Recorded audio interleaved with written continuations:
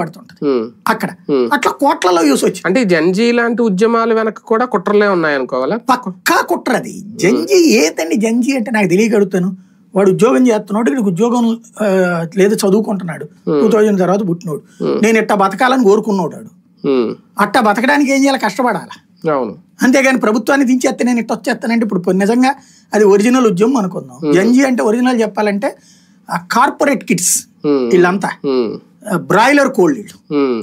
ఈ బ్రాయిలర్ కోళ్లతో ప్రయోజనం ఏమి ఉండదు, ఏదో ఒకటి అనుకుని దాంతో కొట్టుకు చేస్తారు. అంతే కదా. ఇప్పుడు శ్రీలంక, బంగ్లాదేశ్ లో దాని పేరు నేపాల్లో అవన్నీ తగలబెట్టారు. వాడికి 5 స్టార్ హోటల్ తగలబెట్టి ఉద్యోగం ఎవడిస్తాడు? 5 స్టార్ హోటల్లో నిన్నదాకా నువ్వు దర్జాగా ఉద్యోగం చేస్తావు, ఇవాళ లేదే. పార్లమెంట్ వాళ్ళు తగలబడింది. ఇప్పుడు ఏడ కూర్చుంటా నువ్వు?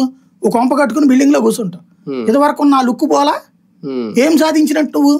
ఇవాళ అక్కడికి వచ్చేవాడన్నా పెట్టుబడి పెడతాడు ఇట్లా తగలబడే చోట? లేదా ఇవాళ ఇట్లా గందరగోళంగా ఉండేటువంటి చోట ఎవడన్నా పరిశ్రమ పెడతాడా? ఇలా నమ్ముతాడా ఎవడన్నా ఇట్లాంటి యూత్ ని?